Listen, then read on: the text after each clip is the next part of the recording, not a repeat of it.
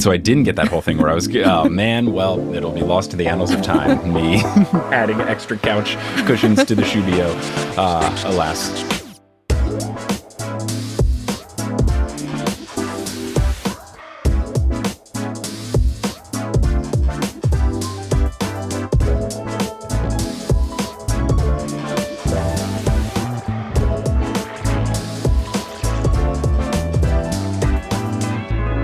What's good? Thank you so much for tuning in to another episode of The Newest Olympian. My name is Mike Schubert. I'm the titular Newest Olympian. I am a 31-year-old man who never read the Percy Jackson books as a kid, but I'm reading them now for the very first time as an adult because I'm on a quest to determine if this is a book series that we've all been sleeping on as a society. But I'm not on this quest alone, though. I am joined by someone whose voice you've heard on the podcast and whose fingers and computational prowess has resulted in other things that you've heard on the podcast. It's our very own editor, Sherry Guo. Sherry, how's it going? Or should I say, how's it going? Hello. Nice pun. I have not heard that one before. Well, have you actually not heard that? I've never heard it before. Okay, wow. I was afraid it was going to be one of those, like, when people tell me, like, oh, what's your favorite dessert, sherbet? And I'll be like, oh my God, I've never heard that. Okay, cool. Anyway, how's it going? It's going great. I just graduated, so no more school for me. Let's unless go. somehow in the future I decide to go to grad school, but that is not in the cards right now. Don't have to worry about that yet. Focus on the now. Don't worry about the if. You've done it. You've graduated. Homework is a thing of the past,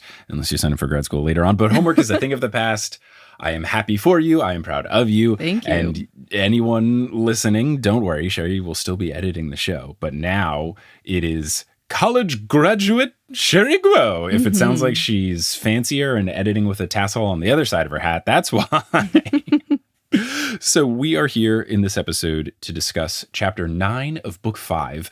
And I now, having read it, can understand why you picked this chapter when I messaged you a while back asking, hey, it's been a minute since you've been on the show. Any chapters in book 5 you'd want to cover? You were like, yeah, 8 or 9 would be good. Now that I've read those two chapters, I see why. They are intense. Lots of things happen. They're very good chapters. I'm very excited to discuss them. Yeah. Whenever I remember book 5, my memory's hazy because I get book 5 and the Demigod Files mixed up. But when I was looking through the chapter list, I saw the titles, I Take the Worst Bath Ever and Two Snakes Save My Life. Those have to be good chapters. If the titles are that good, the chapters cannot be bad. Yeah, look, it's a foolproof method because they are good chapters with good chapter titles. Now, you've been on the show many times in the past. I believe before recording, we were saying this is your 5th total appearance, but it would be the 3rd time I'm asking you a question. So now you get the 3rd guest question, whether or not this is actually your 3rd time guesting. The question is, what would your nectar and your ambrosia taste like if you were a demigod? So what would that magical food, what would that magical drink taste like? For my nectar, I've been really in a LaCroix moment since spring break. I've gotten really into sparkling water, but all the flavors are so good. So it would be whatever flavor I'm currently craving. Right now, it's the passion fruit one, but for a while I was on a grapefruit kick. And then I was at some event and they had a bunch of different flavors of LaCroix. And I tried, I think, a peach mango or it was a peach lime. All of them are just so good. I'm happy for you in your LaCroix era. I am not a sparkling water drinker at all. I would just say, be careful because it can be bad for your teeth if you drink too much of it. If you drink it to the point where you are replacing water with sparkling water, it is bad for your teeth. But if you're just having it like a normal amount of a carbonated beverage that is daily recommended, you're good. But there was a thing when LaCroix was first coming on where people were just like, who needs water anymore? I'll just drink LaCroix. And then dentists were like, that's a lot of carbonation. That is bad for your tooth enamel. Oh, I thought it was just sugar that was bad. I think it's the carbonation in combination with the sugar and the other stuff because it can kind of break down enamel and all that. I don't know. I am not a dentist, but this is reports that I heard when I was in my era of not liking LaCroix and then seeing an article that was like, actually LaCroix might be bad. And I'm like, yeah, let's go. That's my favorite thing. I'm terrified of flying in small aircrafts, but then now that small aircrafts are bad for the environment, it's like, actually, maybe you shouldn't fly in helicopters and private jets. I'm like, yes, actually, I'm saving the world. I'm not just terrified of small aircraft.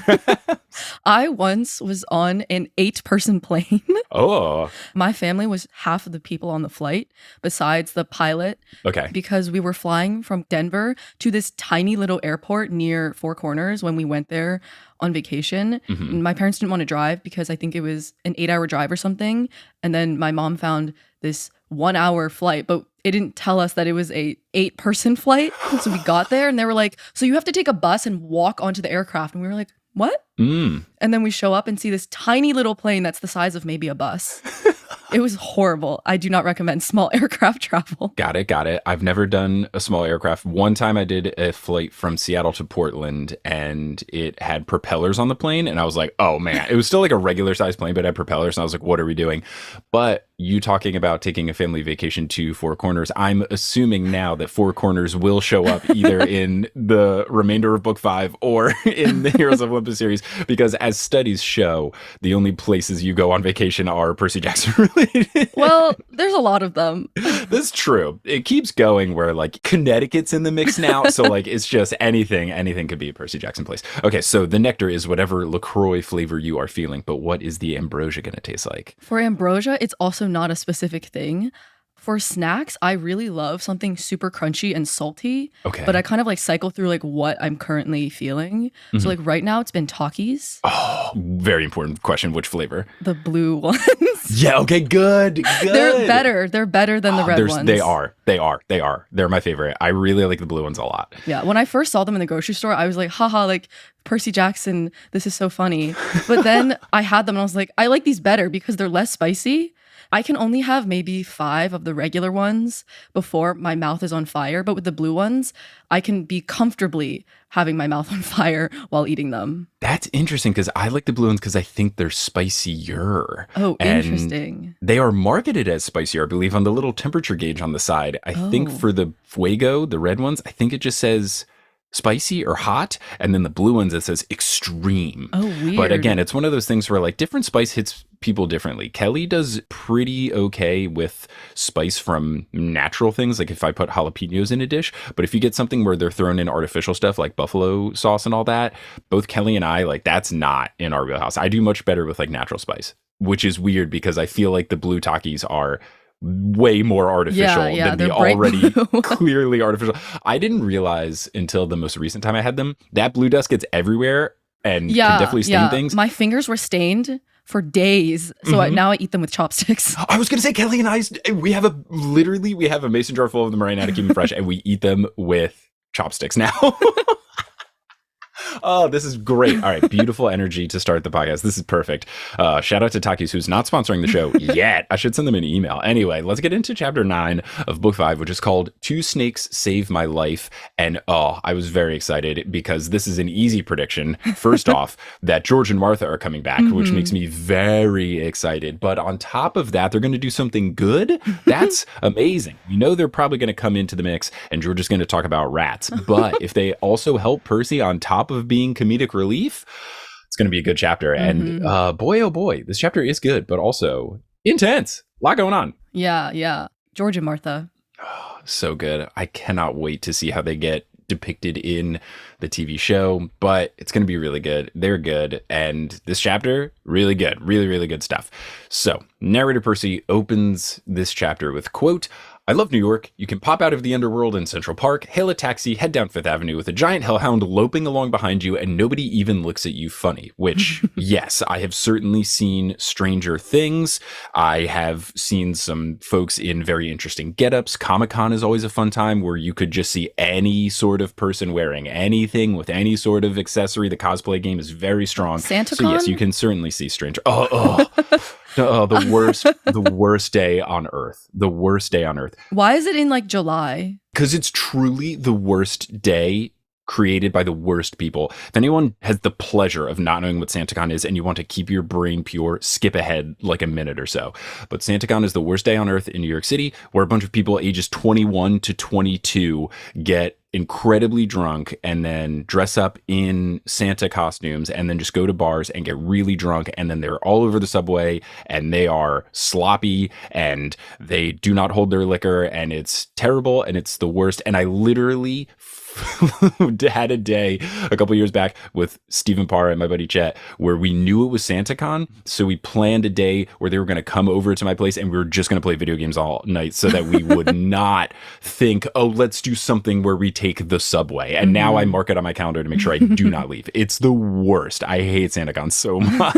I did not know what SantaCon was until I ran into a bunch of Santas on the subway last summer on my way like uptown to MoMA. I was like, oh, great. This is what I'm going to see all day. I won't leave the museum then. I spent, I think, 5 hours there. I mean, yeah, smarter decision. That's unfortunately usually what happens is you have the one day where you get on the subway and you go, oh no, it's SantaCon, and you didn't know. And then from that moment forward, you never make that mistake again. You mark it on your calendar, stay home.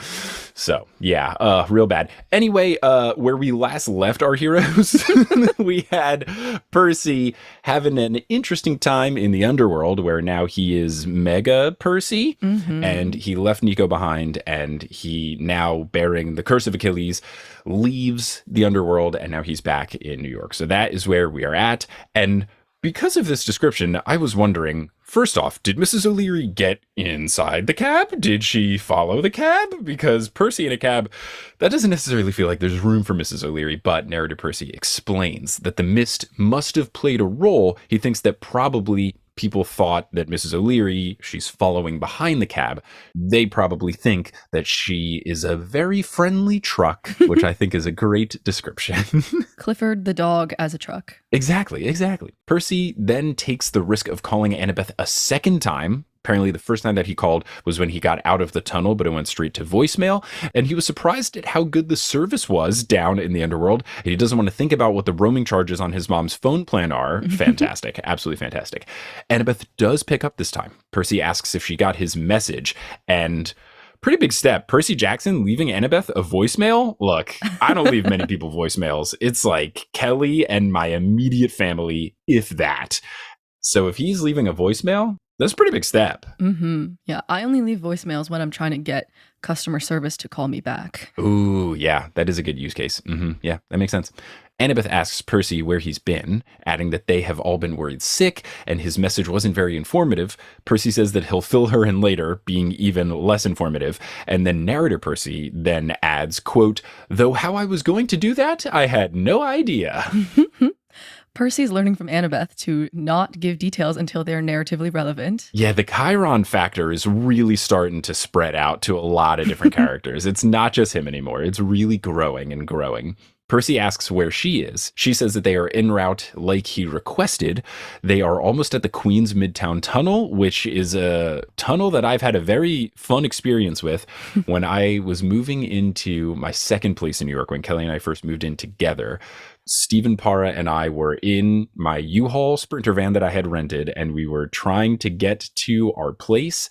And because I was unfamiliar with the roads around that area, I drove into a lane where you had to enter into the Queens Midtown Tunnel, and learned the hard way that you couldn't leave this lane because there's barricades and stuff. And then there's no, oh crap, I didn't mean to do this lane. So you just go into the tunnel. I was living in Midtown, not Queens. So we were going from Midtown to Queens, not what you want to do. It added about an hour and then like $30 of tolls.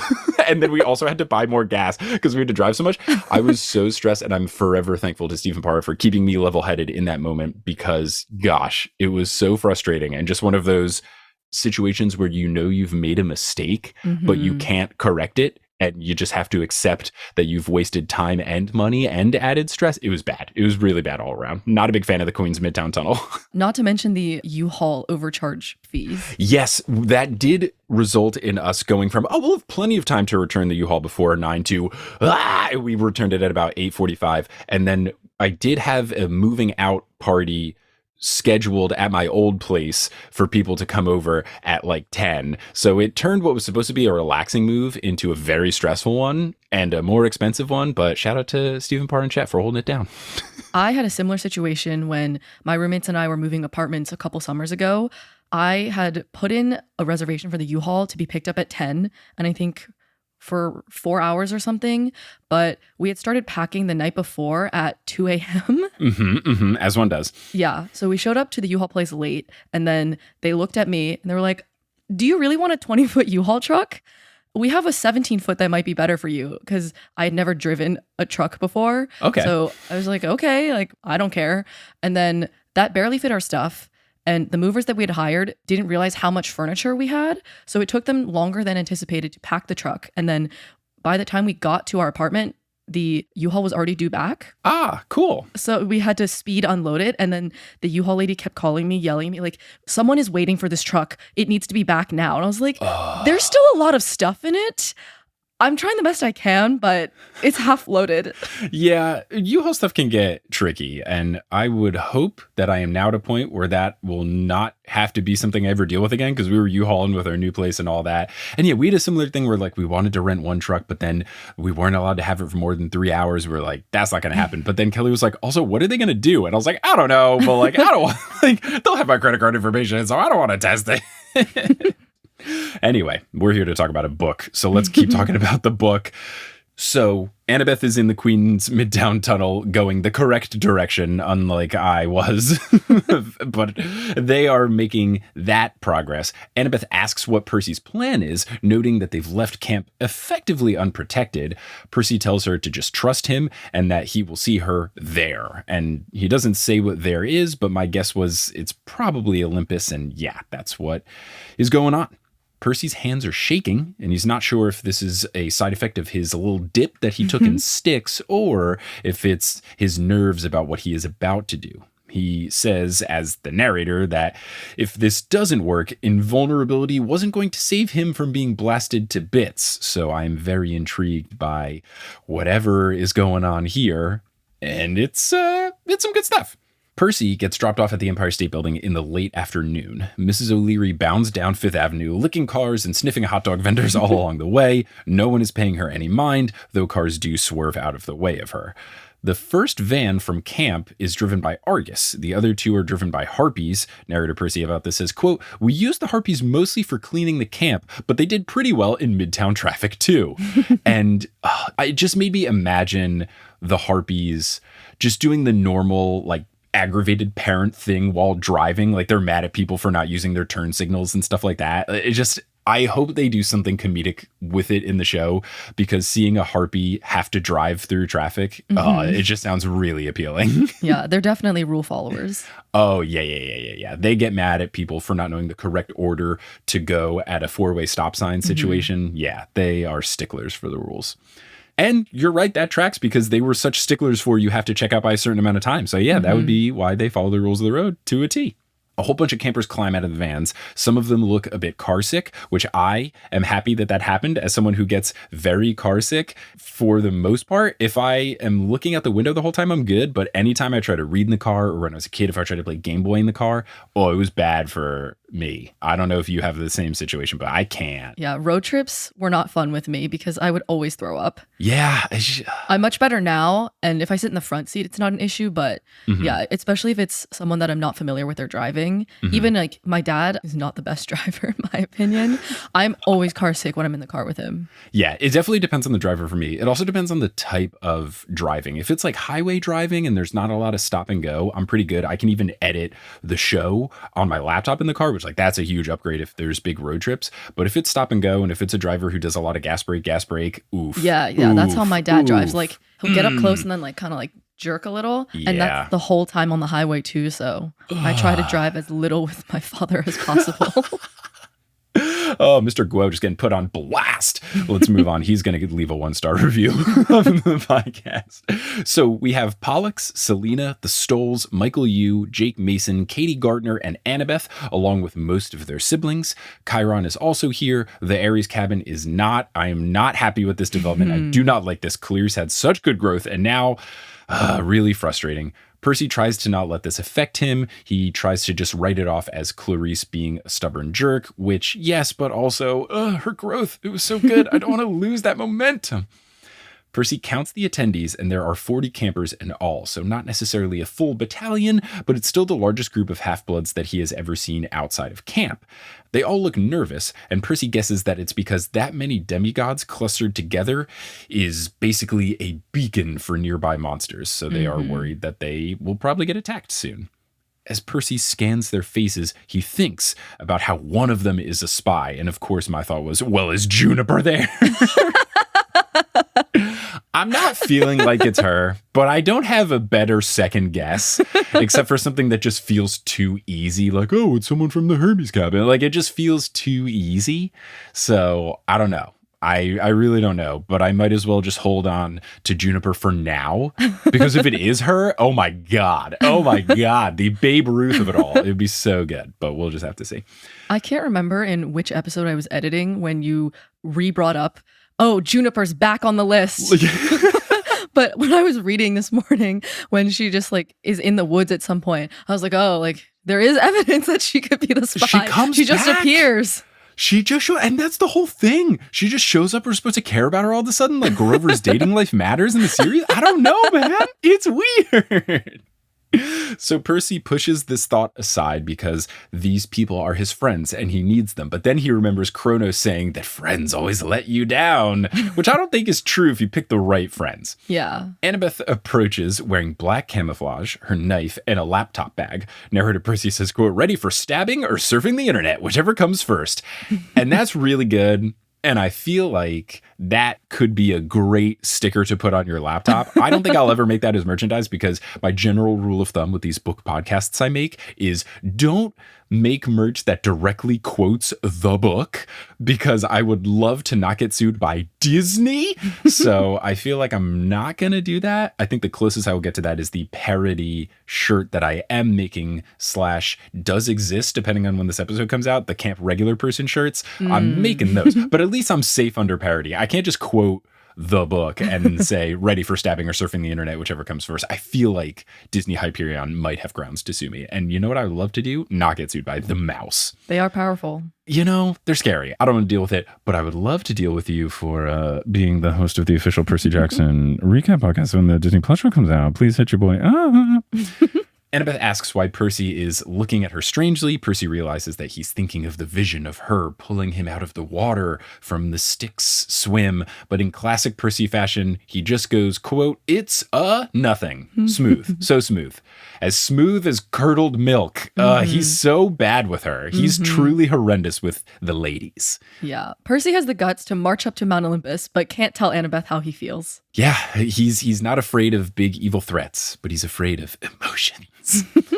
He thanks everyone for coming and allows for Chiron to progress first, but Chiron corrects that he only came to wish him good luck. He says that he never visits Olympus unless he's summoned. And you know what, Chiron? I feel like now might be a good time to switch up that approach. The world might end, maybe make a little bit of an exception, but I think this is just a situation where this is to make the book more interesting so that Percy doesn't have resident expert Chiron to ask all of his questions towards. I think that's why it happens. But from just like a logistical perspective, what else is Chiron going to be doing? Like he says he's going to try to rally the party ponies and stuff. But like, I don't know, man. I feel like having someone really smart and a really good archer might be a wonderful addition to the team.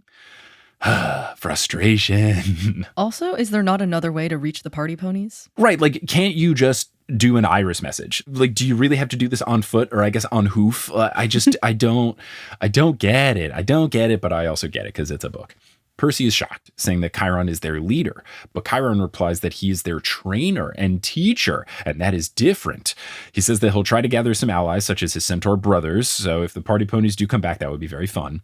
But then he tells Percy that since he summoned the campers there, he is the leader.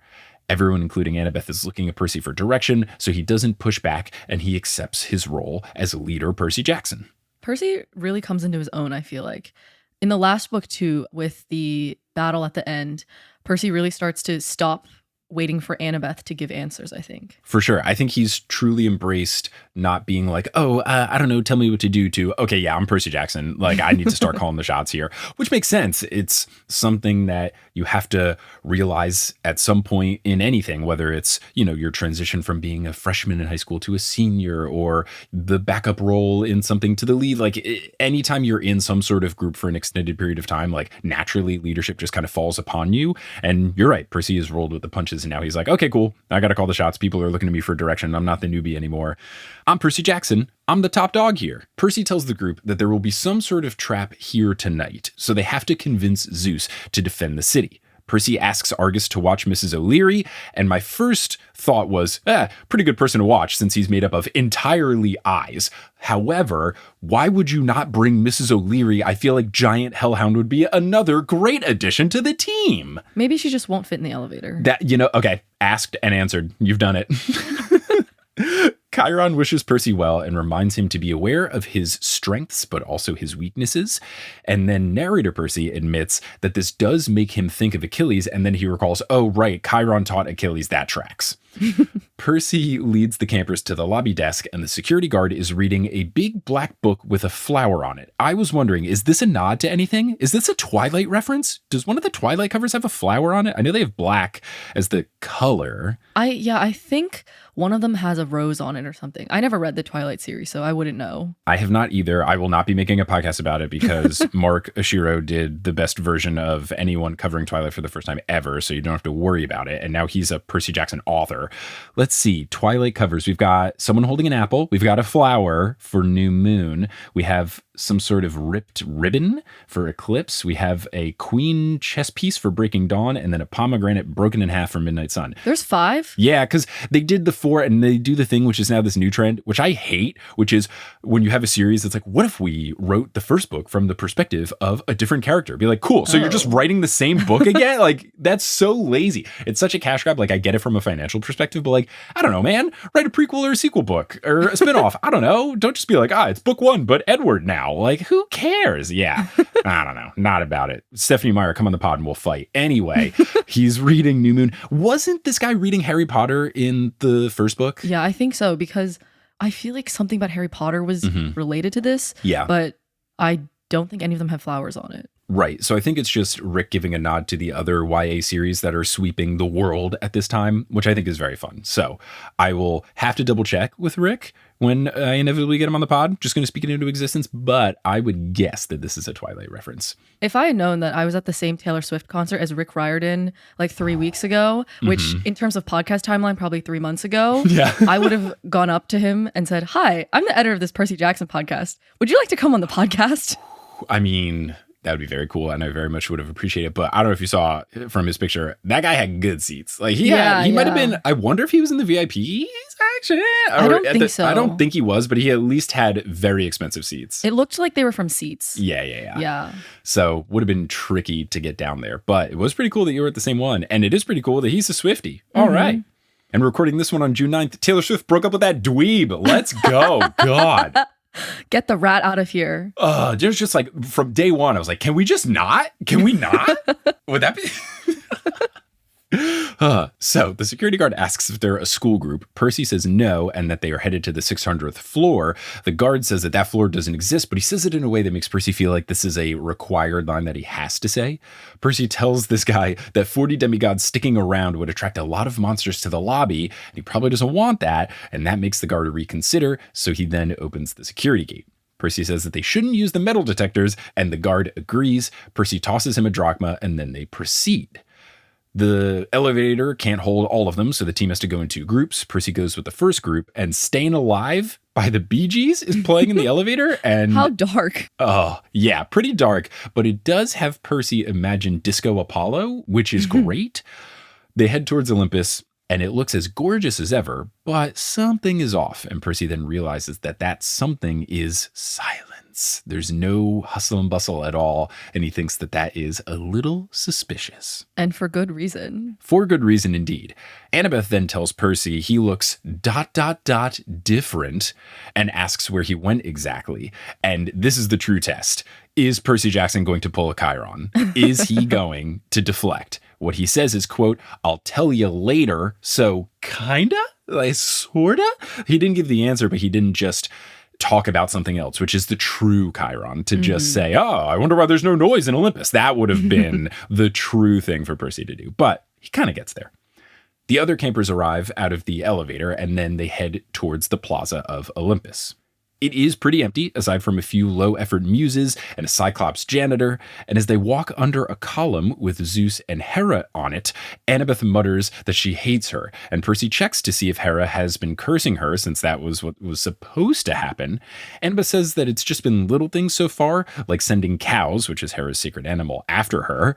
Percy holds back a smile and asks if cows really would show up in San Francisco, and then Annabeth basically implies that she doesn't see the cows, but she does see cow dung all over the place. So she just has to avoid stepping in cow poop.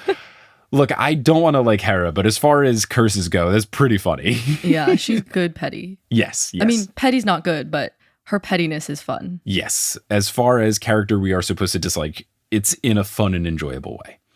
Pollux then gets everyone's attention by asking what that is, and narrator Percy describes this that as blue lights streaking across the sky towards Olympus like comets. They fizzle out as they get close, so they're not causing any damage, and I thought at first that this was going to be people teleporting. If it was like streaks of light, like it would be like people showing up, and we will just have to see the truth behind the lights.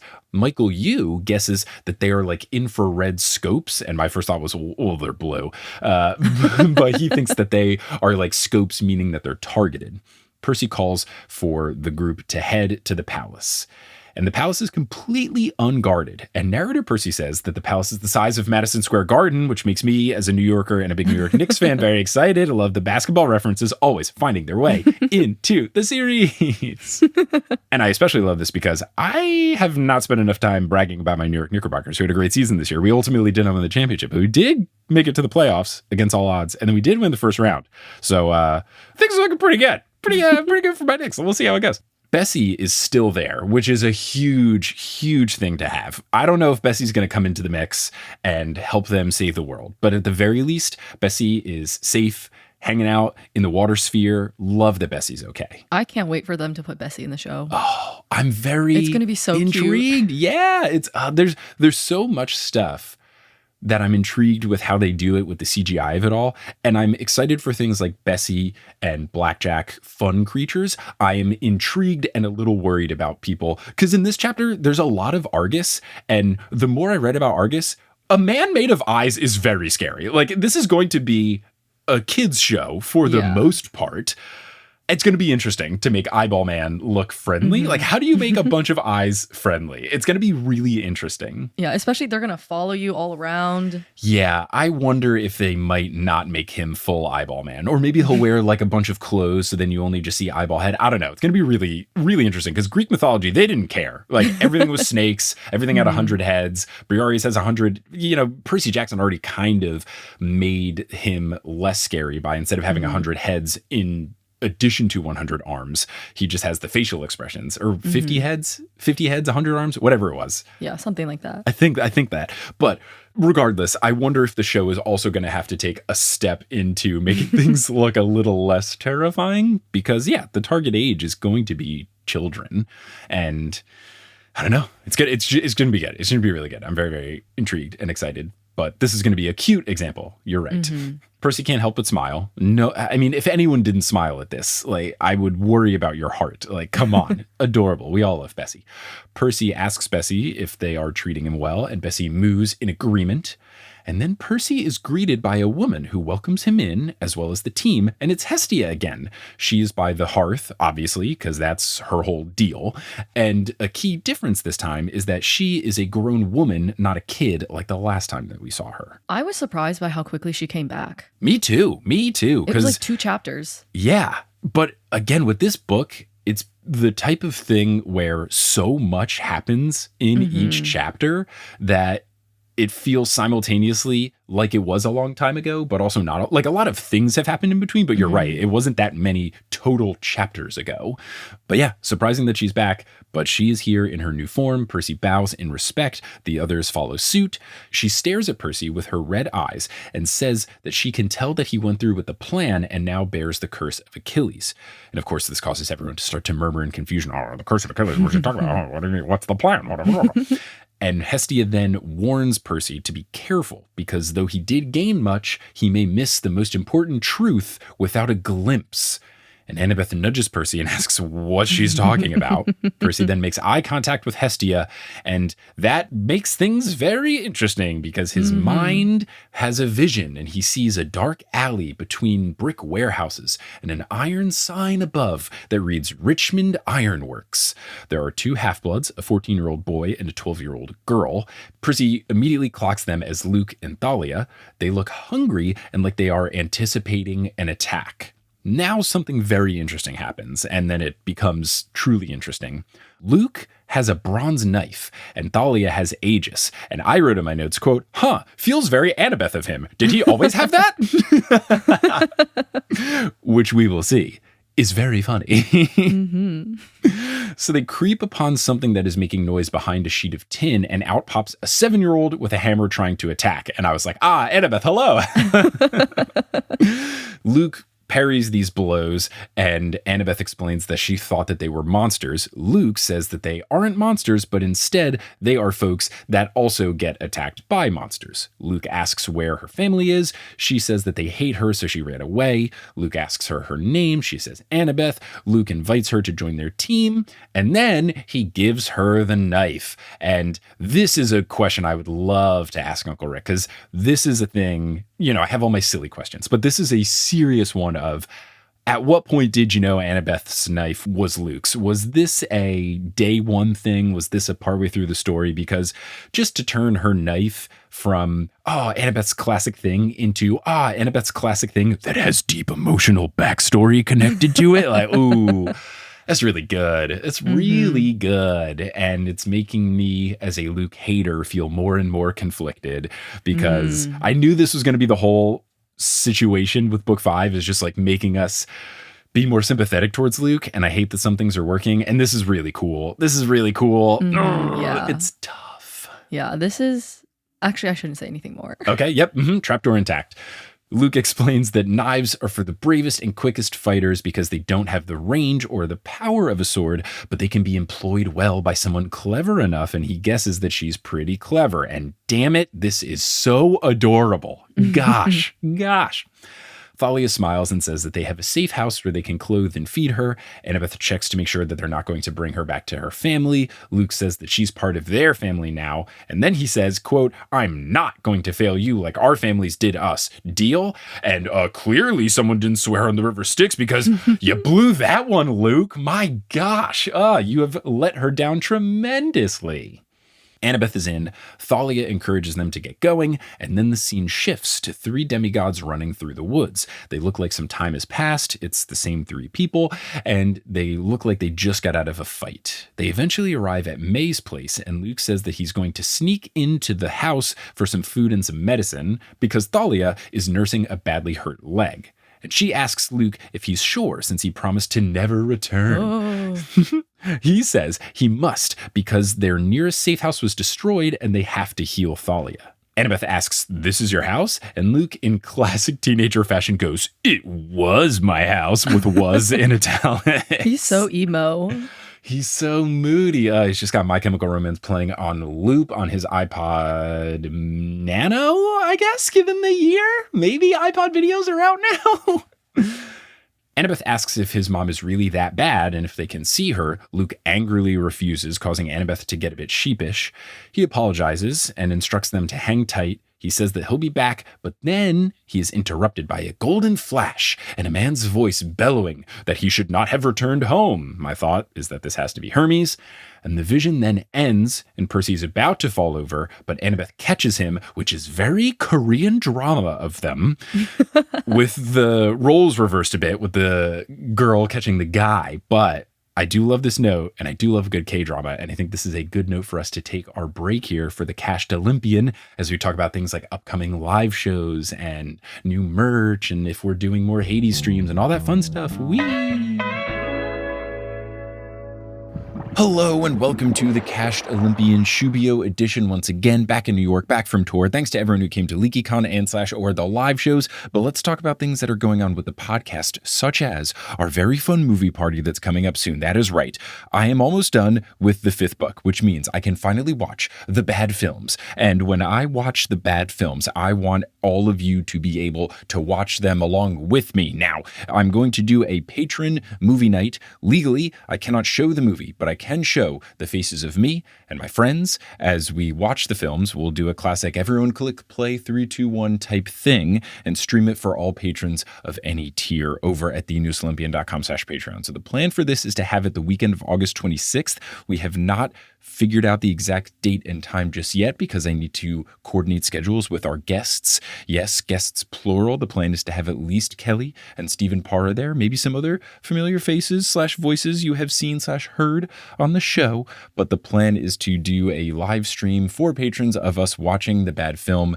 And I'm excited to do it for the first movie. I would love to do it for the second movie a little bit later down the road. But make sure you are either listening to the mid-roll breaks or following us on social media. I will be posting that all over the place once we settle on a day and a time. But that is the plan for either Saturday, August 26th or Sunday, August 27th. As far as corrections for 2 things in this episode, at one point I'm going to talk about Mark Oshiro. I think it's after the break. And I didn't realize at the time of recording that Mark Oshiro uses they, them pronouns. And I think this came up at least in one episode prior. I just didn't know that that was the case. So I apologize. And from here on out, whenever I'm talking about them, I will use they, them pronouns.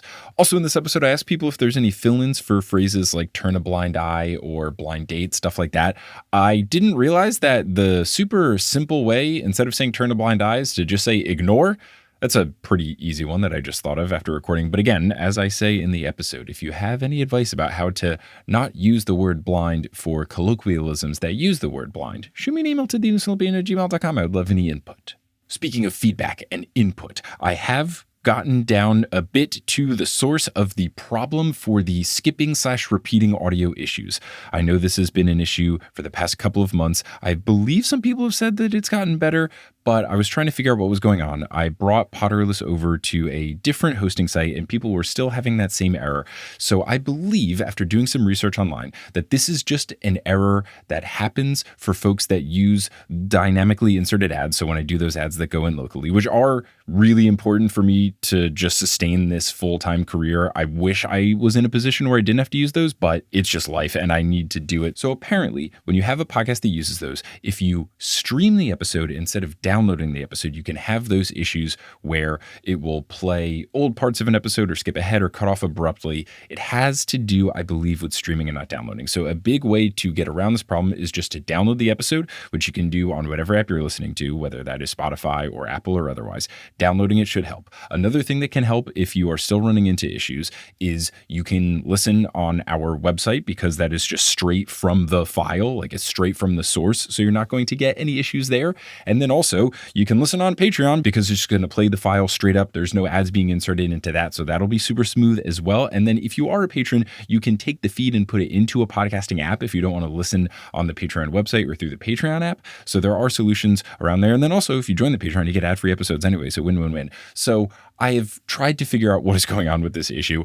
I will still try to see if there's anything to be done, but generally what I have found online is that it's not just my podcast, it's happening to a lot of other people. And if you download instead of stream, that should help. So that would be my piece of advice. And I will continue to try to figure out what's going on with this, but that's all I got for now. Unfortunately, I'm really sorry. My old hosting site, I think, was better about getting around this issue, but also with my old hosting site, we were getting a lot of weird, sketchy ads. So it's just a tough balance of I could go back to the point where people don't have as many issues, but then we have more issues with weird advertisers. So it's just, it's just tough and it's out of my hands and I hate it and I'm trying to do my best and that's where we're at. There's just no perfect solution and I'm sorry that it is like this and I really wish it wasn't and I wish there was a way around it. That's what I know and I'll try to keep fixing it, but it just seems currently like it's out of my hands. But I hope that everyone understands that I'm doing my best and it's not my fault. Now, I talked about the Patreon a couple different times in this little mid-roll break, so let's give a shout out to the folks who have joined our Patreon most recently. We got a whole bunch of folks with some really solid Patreon names. So shout out to our newest Ultra God tier patron, Ethan Robinson. Shout out to our newest Mega God tier patron, Nicole Caps. Shout out to our newest Super God tier patron, Cat Goddess 2000. Shout out to our newest God tier patrons, Blue Food Connoisseur, Zali Grace, Kagan, Brayson, and Addie Devaney. And shout out to our newest Demigod tier patrons, Jackson, Seth, Araya, Ariel Fitz, and Tyler. Also want to do 2 name corrections, one for Heather Judas and Ailey Moe. And also, I want to give a shout out to One Damn Distraction Coming Up, who upgraded to the Ultra God tier status, and I missed it. That happened a couple weeks back. Thank you so much for the upgrade. If I've ever missed your name, especially if you're in the Ultra God tier, where I'm supposed to be saying your name every episode, if I've missed that for whatever reason, please shoot me a message on Patreon. And if I have mispronounced your name, also please shoot me a message on Patreon, and I will do a name correction. Thank you all so much for your support. May Hermes bless you that if you are ever taking public transit, that you know right away which side of the tracks to get on or which side of the street to wait on for the bus, and that you never have to worry, am I on the right side? Is this going the right way? Is this going the direction I want it to go?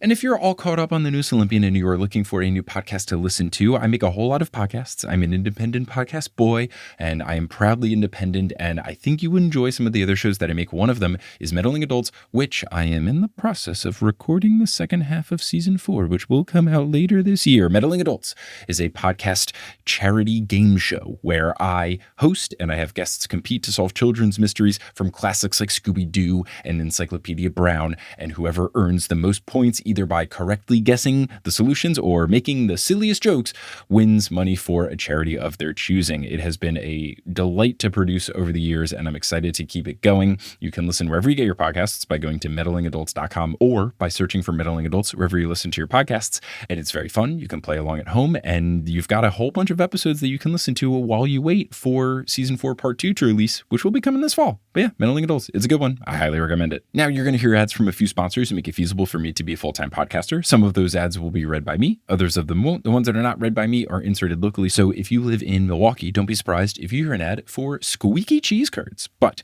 once those ads are complete, we'll get back to this episode of The Newest Olympian. And we're back, and Annabeth has just caught a potentially stumbling Percy. Percy asks her if she saw that, and she asks, saw what? Meaning that she for sure didn't. And then Percy recalls Hestia telling him that if he is to understand Luke, he must understand his family. Percy asks how long he was out for, and Annabeth says he wasn't out at all. He just looked at Hestia for a moment and then collapsed. So, instantaneous sort of vision stuff going on here. Percy can feel everyone staring at him, and he knows that he cannot appear weak because he is the leader and they are all looking to him for courage. He begins to tell Hestia that they must speak with Zeus, but then he's interrupted by the same voice from the dream, and the description confirms that it is Hermes, confirmies, and George and Martha are there as well, which has me very excited because 1, George and Martha are back, and 2, I was right. But I mean, really easy chapter title for me to guess. Super duper easy. There's only 2 snakes that we know about. Unless you count Bessie, that's like a half. True, very true. Hestia says that she will leave him to it and leaves. Percy can't blame her because Hermes looks very upset. He greets Percy, but in a way that makes him think that Hermes is annoyed with him. This causes Percy to wonder if he knows what Percy saw in this vision. Percy wants to ask about that night, but then he remembers Luke very angrily answering once when Percy asked if he ever met his dad. He's figuring that might be the time, so that combined with Hermes' expression gives Percy the impression, maybe now's not the time to ask. Let's see what Hermes wants to talk about. Percy bows to him, and George, in Percy's mind, is offended that he didn't bow to them and greet them as well. Martha tells George to be polite. George asks Percy if he brought them a rat. Martha says to stop because Percy is busy, and George says, too busy for rats? That's just sad. Impeccable. Impeccable. They never miss. George never misses. He's only focused on one thing, and it's the rats. And you have to respect it. It's just like good improv comedy that if you are some sort of a big character, like you just got to stick to the bit. And he's got a one-track mind. I'm here for rats. And that's it. Like, it's not even, I'm here to chew bubblegum and kick ass. Like, I'm here for rats and nothing else. I would like rats, please. Give me some rats. Hello, how are you? And Percy lives in New York. There's a lot of rats in New York. He could have just picked one up off the subway. He could. I wouldn't recommend it, but he could. Or at least he should just tell George, like, hey, George, I know a place you can hang out. Percy tells Hermes that they need to speak to Zeus. Hermes says that he's Zeus's messenger, so he can take a message. The demigods then shift uncomfortably since things aren't really going smoothly here. So Percy asks them to do a sweep of the city in search of reinforcements and defenses while he and Annabeth talk to Hermes in private. Percy thinking maybe if it's a more one-on-one, one-on-two situation, Hermes might give more information. Perhaps the group is what's stopping him from giving them any sort of details.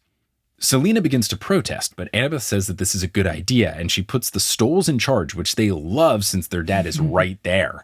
Narrator Percy says, quote, they never let anything except toilet paper raids. Sounds accurate. Annabeth pleads with Hermes to believe that Kronos will attack New York. She says that he must suspect it, and her mom definitely must have suspected it as well. Hermes reveals that he's upset with Athena because she keeps blabbering on about some sort of diversion, and Zeus didn't want anyone to leave. Athena offered to return herself, but Zeus forbade his best strategist from leaving the front lines, and Zeus sent Hermes instead. Annabeth insists that it is a trap and asks if Zeus is blind, and then thunder rolls and Hermes says to watch the comments. And I'm thinking, okay, Zeus, maybe pay attention to the battle. Like, I know you're always listening if people are smack talking you. And this is also something I'm wondering. It's something I've wondered before this. Is there a better way that doesn't invoke blindness to say things like turn a blind eye or blind date or asking things like, are you blind? I guess you could always just like try to find synonyms. And I don't even know if like it is a bad thing. So like anyone listening, please like reach out. But I don't know. It just feels like one of those things where like you could use a synonym. So why not just say something else? Yeah. I feel like it could be framed as, oh, if like Zeus can see everything, why can't he see that this is a trap? Yeah, you're 100% right. And I think this could be a classic like 2023 lens on earlier thing. Like, I'm not trying to fault Uncle Rick here, but I'm just like genuinely wondering for my current present day life, like I would love to refer to some things because I think in other cases like this, yeah, instead of saying, are you blind? You could be like, can't you see this? Yeah, you can do something like that. But then there's other things in society where it's just like blind date, blind testing, like double blind trials, like all those sort of things where it's like, geez, it's really in a lot of terminology. Is there a way that we can just like say something else? Genuinely curious. If anyone has any sort of insight, shoot me an email to thenewsolympian@gmail.com. I'd love to learn more. Or let me know if I'm just like being overly sensitive here. It just kind of feels like, why don't we just use a different word? Anyway, back to the book. Hermes adds that Zeus hasn't left Olympus completely unguarded. Annabeth brings up the blue light situation. Hermes thinks that it's a failed attempt of magic by Hecate because they haven't caused any harm and Olympus has sound magical defenses. He also explains that Aeolus, king of the winds, sent his most powerful minions to guard the citadel. So first, I got to ask Dr. Moya, who is this? But also, my question just for Hermes here, why didn't this guy show up himself? What else does Aeolus, king of the winds, have to do? What is he so busy doing that he couldn't defend himself? Why is he only sending his minions? Who is this guy? What's his deal? What else is going on? Come on. What? Like, this is the end of the world. Why is no one taking this seriously? It's so weird to me. I have a guess as to why, but it comes up in later books. Ooh, okay. Then let's just hold off. I think it's the same person. Okay, look. Better safe than spoil, I always say. So let's just leave it at that. Hermes says that no one can approach Olympus from the sky, otherwise they would be knocked out of the air. Percy raises a hand, which is amazing. Amazing. Raises a hand and asks, what about the whole teleportation materialization thing the gods do? Hermes says that that is also considered air travel, and though it's fast, the gods are faster. And are Titans not the same speed as gods? We're not dealing with some sort of inferior beings here. Like, we're dealing with people who at best are equal to you. So I don't know what you're saying of like, we're super fast. Like, yeah, so are the Titans. The lack of urgency is distressing. I think part of it is that the gods have a lot of arrogance. Yeah. They're Yeah. like the golden whatever. They're so much better than the Titans in every aspect. There's no way they could possibly be defeated because they defeated the Titans before. Yeah. No, I think you're 100% right, for sure. Hermes states that the only way in is to march through the city and take the elevators. And Percy agrees that an army going up in waves of 20 doesn't necessarily sound plausible, but he's not as confident as Hermes in this being such a ridiculous situation. And I'm on the same wavelength here. I feel like they could figure out a way to get up. I don't know if they can climb up the elevator shafts or something, but I feel like they could do something to get in. So just to think like, they can't fly in and that's the only way up besides the elevator, blah, blah, blah. I just don't understand why you can't have a bit more defense going on around Olympus. Percy then goes for a compromise. He asks if maybe just some of the gods can return. Hermes is adamantly against this, though, calling Typhon their greatest enemy. And Percy replies, I thought that was Kronos. And then Hermes' eyes glow, and he begins to explain how Typhon almost overthrew Olympus and how he is the husband of Echidna, to which Percy mutters, met her at the arch, not nice. Hermes keeps going, saying that he is the father of all monsters and that the gods cannot forget how close Typhon came to defeating them, especially because they aren't as strong as they used to be. And then he says something weird. He says, Poseidon is fighting, quote, his own war, so they can't count on him. I'm sorry, is he not fighting the same war, just in a different place? It's not... Isn't Oceanus also a Titan? It's not his own war.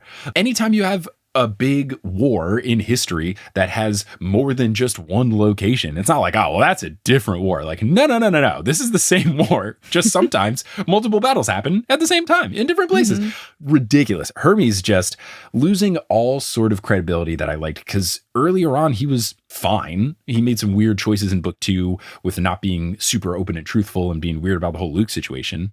But I feel like I at least was neutral to positive about him. But he's being a huge jerk here and also just very foolish.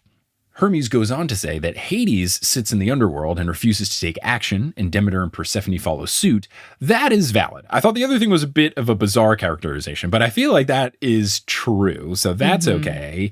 He then concludes by saying that they cannot divide up their forces or wait for Typhon to get to New York. They must battle him now. And then he makes a final note by saying, and we're making progress. And then Percy reminds him that Typhon nearly destroyed St. Louis. Hermes agrees, but then retorts by saying he only destroyed half of Kentucky, so he's losing steam, which is just... Nearly destroying one city versus destroying half of a state. That's the same thing, or less bad. We would have to look at the population numbers, because what half of Kentucky is it now? But yeah, it's just a bleak situation if that is the positive spin you can put on things. Percy feels like Hermes is trying to talk himself into things being okay. Annabeth asks him if Athena had any message for them, since she apparently wanted to come on her own. Hermes goes on some weird moody rant about how being the god of messages sucks and no one cares about what he has to say. And now I'm starting to think, is Hermes evil? Like, is he in on this? Is this another Ares situation? Juniper and Hermes, the evil duo. Look, I mean, but it's always tough with the gods, because I ran into this with book 1 where I remember I initially had guessed Ares, but then when we met Ares, I was like, he's not evil. He's just a jerk. And I think that's the tough thing with the gods, is just, are they being evil or are they just incredibly rude? And it's very hard to determine if it's something where it's like, no, that's too easy. Or it's like, no, yeah, he's being really obvious. It's tricky. But all this is to say, really did not enjoy how Hermes has conducted himself thus far in this conversation. Saves it a little bit towards the end, but like not super well, but I don't know. It's just, I don't like it. George then adds that he is only in this for the rodents. Martha shushes him and tries to assure Hermes that they care about what he has to say. George agrees and states that he would love to return to the battle so that he can resume laser mode, which he enjoyed. And oh man, gotta see this in the show. I would love to see a little thing of George like think bubble daydreaming about being back in laser mode. Really fun stuff. Really fun stuff. Hermes silences them and then looks to Annabeth, who is in puppy dog eye mode. Hermes gives in, relaying that Athena wanted him to warn Annabeth that she's on her own and must hold Manhattan without the help of the gods, which is super cool, no problem, sounds like an easy task to accomplish. For 4 half mortals. Yeah. 40, not 4. Yeah, still, not that much better. Really not that much of an improvement. Hermes says, quote, as if I didn't know that. Why'd they pay her to be the wisdom goddess? I'm not sure. 1, rude. And number 2, my thought was, is the Disney show really going to make Lin-Manuel Miranda this much of a dick? I feel like he's only ever cast as likable roles. But as this goes on, I think that it will make more sense based on how this conversation ends. But I was wondering, wow, he's going to have to really jerk it up. Annabeth asks if there was anything else. Hermes says that Athena wants Annabeth to try Plan 23, saying that she would know what that means. Annabeth gives an expression that makes it clear that she knows what the plan is, but she does not like the thought of enacting it. Athena also had a message for Percy. 1, remember the rivers, and 2, stay away from my daughter. It's good. The dedication to the mother-in-law bit is really fun. I very much appreciate it. Narrator Percy says that both he and Annabeth are blushing big time, which bodes well for them getting together. Annabeth thanks Hermes and then says that she's sorry about Luke. Hermes gives her a very stern look and says, quote, you should have left that subject alone. Annabeth nervously takes a step back and apologizes. And then wildly, Hermes says, sorry doesn't cut it. Like, he just keeps getting worse and worse. George and Martha curl around the caduceus, and it turns into a cattle prod looking thing. Hermes growls that she should have saved Luke when she had the chance because she was the only person who could have. And now I don't know exactly what he was referring to, and that does become a topic of conversation later on, but at least from what I know, it doesn't really feel like that's fair, because when Luke converted to being evil, it feels like he did it in secret. And the other thing that I'm thinking here is, how about you be a good dad? Maybe show up more than once? Yeah, I don't know. Be a supportive father figure? Like, I feel like this is on you, my guy. Very, very frustrating stuff. Percy steps in between them and hits Hermes with a, what are you talking about? Which is good. It's a really good one.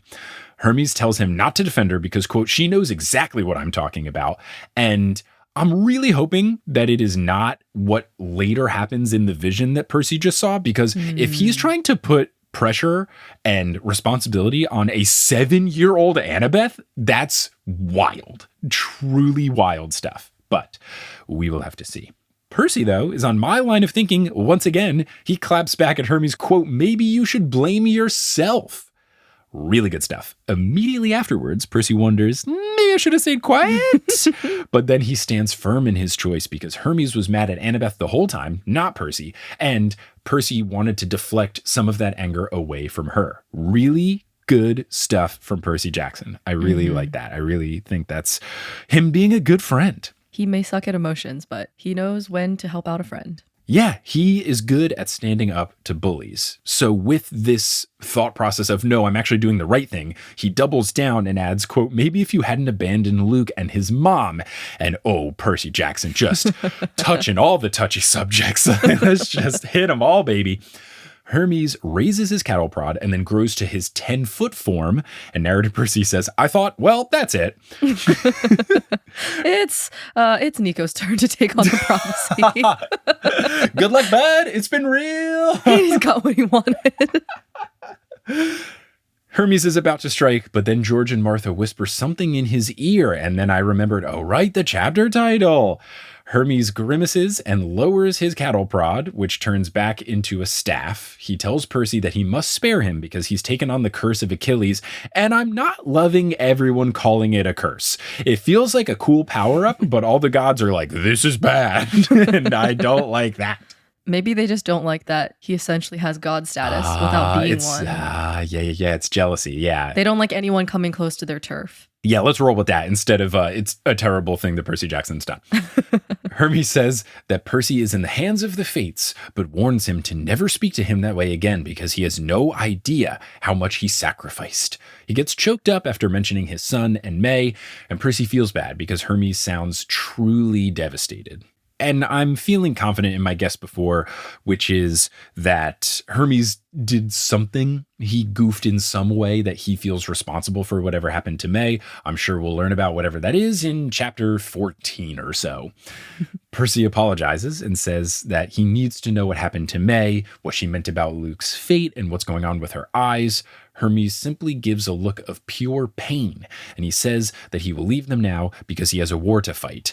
And with that ending, that's when I felt like, okay, the Lin-Manuel Miranda casting will be fine because he was angry, but it's because of sad emotions. Percy turns Annabeth away from Hermes as he morphs into his divine form because she is still frozen in shock and Percy didn't think that she was going to turn around. Martha wishes Percy good luck as they vanish, which I think is great. I really have enjoyed Martha in the past, but this is the most outwardly nice towards Percy Martha has been, and I really appreciate that, especially with Hermes being so scary in this scene. Martha being the voice of comfort to Percy, I think is really nice. Especially with George only caring about those rats. We've got the three. We've got the negative energy from Hermes, we've got the positive reassuring energy from Martha, and we've got the comedic relief from George. The holy trinity of a scene. So Percy tries to assure Annabeth that Hermes is just upset about Luke and is looking for someone to blame, and he says that she didn't deserve that. She wipes tears out of her eyes, and then she does a 1,000-yard stare into the hearth. So then Percy goes, "Did you do something to deserve that?" She does not answer. Instead, she pulls a Chiron and asks Percy what he meant about Luke's mother and whether or not he met her. Percy confirms that he and Nico visited her. He describes what happened. Annabeth asks why they went there, but then her eyes widen and she recalls that both Hermes and Hestia mentioned the curse of Achilles, and she asks Percy if he bathed in the river Styx. Percy tells her not to change the subject, which you should have done earlier, because now this is the new subject. She changed the subject. You didn't say anything. You've talked about this for a couple of sentences. I'm sorry, bud. We're in a new paragraph. This is the subject. The thesis statement was this. Also, you've deflected enough. Yes. Yeah. She is avoiding something you asked her, but you gotta do this earlier, my guy. So he says, don't change the subject. Annabeth goes, "Percy, did you or not?" And he replies, maybe a little. Just a little dip in the pool. Maybe I just put my toe in to see how the water felt. Percy tells her everything about what happened, except for the part about her pulling him out of the river because he's a doofus. I can understand waiting for the right moment to talk about romantic things. I think these 4.5 books have proven, I guess 5 if you had the Demigod Files, these 5 books have proven that there's never a good time for this, Percy. You are always about to die. You're always going to have to fight something. You might as well just embrace your life and just get the romantic stuff out there because you're just holding on to all this stuff. You're going to lose her if you don't say it. And I know why. It's because he's bad with the ladies, but you should just say also there was this really cool emotional thing that happened and I really appreciate you as a friend and something more perhaps. But instead he's just yeah, this is what happened except for the coolest. Oh, come on, dude. Come on, just rip off the Band-Aid. You're alone. Yes. Everyone else is scouting things. Argus can't honk the horn now. He's down there. Frustration. Annabeth is in disbelief of this story, asks him if he knew how dangerous this all was. Percy says that he had no choice, as it was the only way to defeat Luke, and Annabeth then realizes, just like Percy did earlier, that this is how Luke didn't die from the whole Kronos implant situation, so she agrees with Percy, but then she ends this realization with, "Oh no, Luke, what were you thinking?" Which makes Percy say, "So now you're worried about Luke again." And Annabeth gives him a confused look and asks, "What?" Which is the correct response to Percy being so petty and jealous and angry. Percy tells her to forget it, and then as narrator Percy states that he wonders what Hermes was talking about with saving Luke when she had the chance. He knows that Annabeth is holding something back, but he's not in the mood to ask because he doesn't want to hear more about her and Luke. And my goodness, Percy Jackson is being such a jealous nincompoop here. Also, Percy, you don't even know if she still likes him. Yeah, right. And even if she did, I feel like he's not real competition, seeing that he is now, I don't know, possessed by Kronos. Like, and he's been evil for almost the entire time you've known him. Yeah, dude, bad situation all around. I don't think that she's going to go to him, even if she has some leftover feelings, but it's just, oh, come on, man. Come on, man. I get that you're almost 16, so this is a time to be a moody teenager, so I have to have a little bit of sympathy there, but like, you like the girl. Just keep I don't like this shade on Percy. Also, if he's still confused about Rachel, Annabeth was the one that was in the river vision. Yeah, I was more feeling conflicted with the love triangle earlier in the book because the Rachel chapter was adorable. But so far, we've only had Rachel just being kind of like meh as well. So like, haven't had a lot of good stuff from Rachel. So I'm definitely feeling more Annabeth-y at this moment in time. But, you know, who's to say when chapter 13 comes around and Rachel Elizabeth Dare is wonderful and then I'm all back in the mix not knowing. It's a good love triangle. It's really good. Really good. No, it's not a triangle. It's an angle. I want to get on this. It's not a triangle because Rachel Elizabeth Dare and Annabeth don't love each other. So it's just an angle. It's just two rays going out from a point. It's an angle.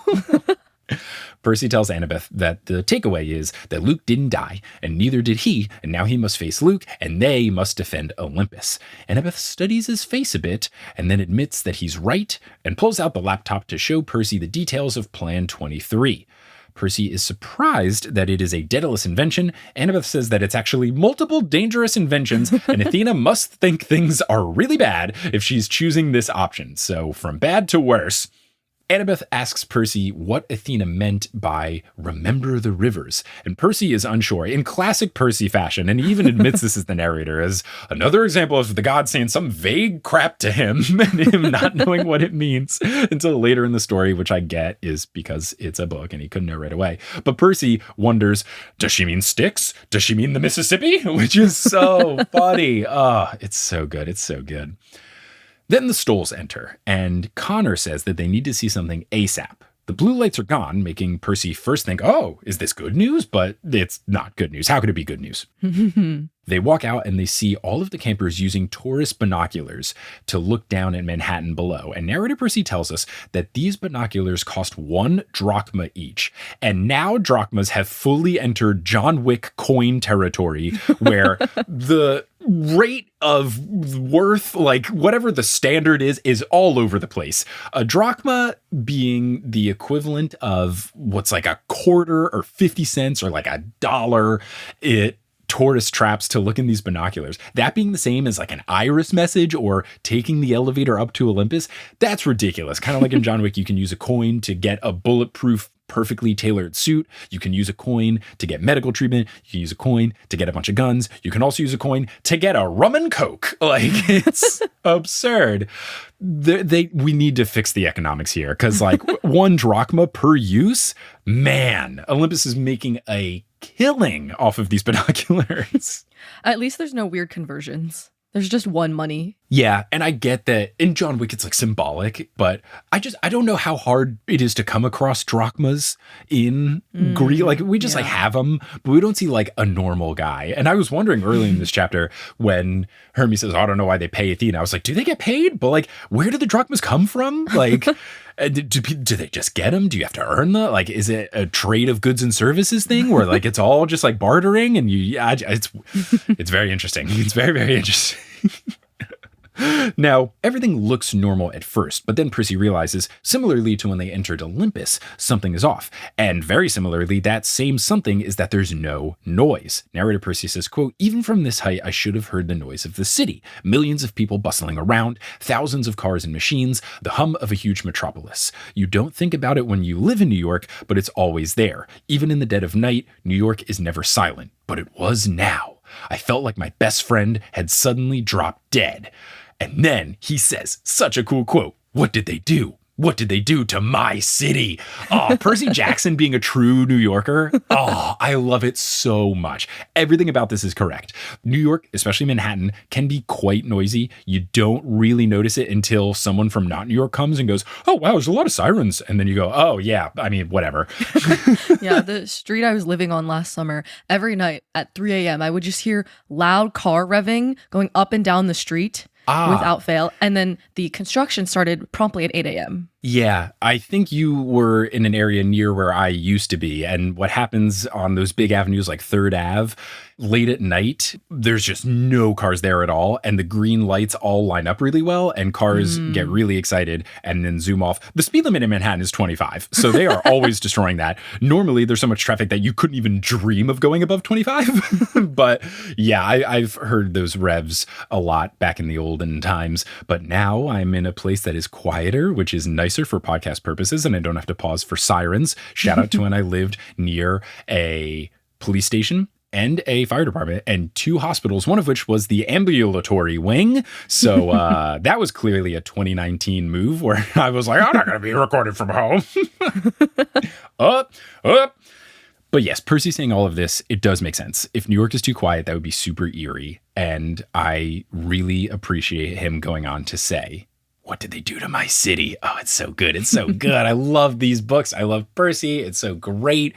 It's so nice just for me as someone who has lived here for a number of years and is in New York while I'm reading them. Like, it's just such a cool time for me to read these books. It makes me extra happy that I didn't read them as a kid, especially because this is my job. And I got to say, pretty cool job as far as jobs go.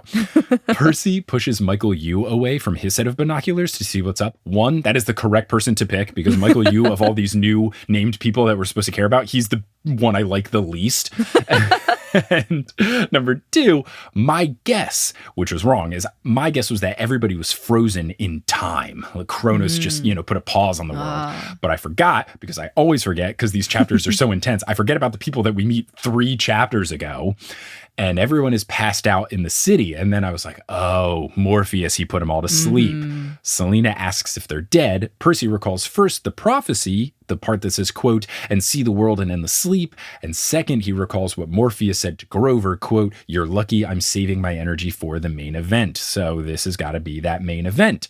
So Percy informs Selena that everyone in Manhattan isn't dead, but instead they are asleep thanks to Morpheus. And that's the end of the chapter. What a good chapter. What a great chapter of a great book in a great series. Oh, this slaps hard. You picked well. Yeah, I fully did not remember anything other than that George and Martha reappear in this chapter. But the final line of the invasion has started. This is the turning point in the book where the action's all going to start and all the setup. Well, there's going to be more setup. There always is. But the main setup has been put down. Yeah, I feel like throughout these books, Rick has done a very good job of starting the chapters with incredible lines, but I feel like in book 5 especially, they're ending on really cool notes. I'm guessing he wrote these on some sort of computer, laptop, something with a keyboard, so it's not as emphatic as taking your quill pen and throwing it into your ink or slamming the typewriter, but I bet he hits enter after the last period and then slides back in his rolling chair. Every final sentence to these chapters hits so hard. It's so good. Oh, man, good stuff. But thank you so much for joining. Thank you for guesting on the pod. In addition to editing it, hopefully it's not too weird hearing the sound of your own voice as you edit this episode. I've gotten used to it. But if people want to find you doing anything, is there anything you want to shout out, either your TikTok or your website or anything at all that you'd like to promote to the folks? You can find art that I've been making on my website, sherryguo.com. I'm not really active on TikTok anymore. Okay. But yeah, my website is where you can find my stuff. Yeah, I've been doing photography recently and just trying to full force go into the creative world. Yes, it's a fun world. Come through. Yeah, I'm moving to LA soon to work in the film industry. So hopefully that will be a good time. I hope so. I trust in you and I believe in you, and I'll put you in touch with some folks that I know out there, and maybe something will happen and you can work with them. But also, does your website have the project that you did where you used the stems from the TNO theme song? Yeah. Is that one on there? Okay, yeah, it's on there. Yeah. Unfortunately, not as cool as the full install version that I did for our exposition, but there's a version of it that works. Cool. So yeah, check that out and you'll hear some TNO goodies along with if you find the rubber ducks. Yeah, there's some good stuff. Well, Sherry, thank you so much for joining. Listeners, thank you for listening. And until next time, when we figure out what's going on now that everyone is sleepy baby in New York City, the city that never sleeps, everyone's sleeping. Until we figure out what's going on, I'll pursue you later.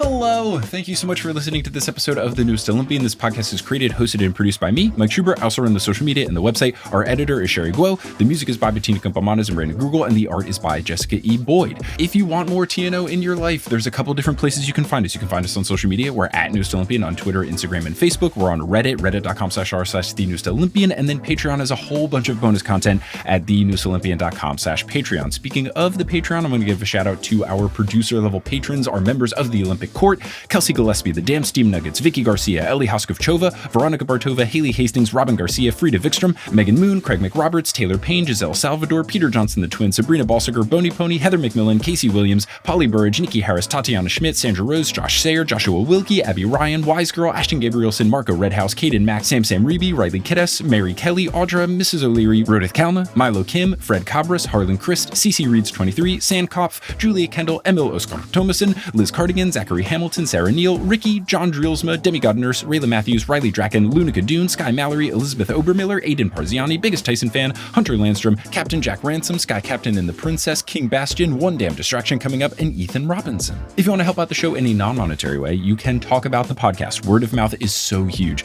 Whether you tell someone directly, you know someone who is a PJO fan, or someone who's been looking for an excuse to read the books, you reach out, hey, there's this podcast TNO, The Newest Olympian. It's perfect. The host is great and also humble. You would love it. You should check it out. Or you can post about us on social media, or you can leave us a rating and review on whatever podcasting app you're using. All of these things really help. And if you do any of these things, I am so thankful. And if you do them in the future, thanks in the future. But I'm just so thankful that you tuned into this episode, and I hope you tune into our next episode where we cover all of Chapter 10 and part of Chapter 11 with a new guest to the show, Talia Franks. But until then, I'll pursue you later.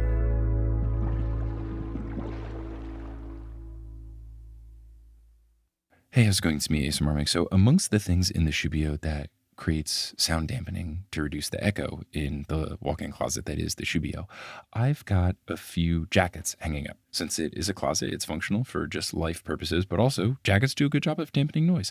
But I figured this could be a fun opportunity for me to scratch the different types of material, and you could hear that. So I'm going to move the microphone. And first we have Kelly and I's snow jackets, which are kind of like a scratchy weatherproof material.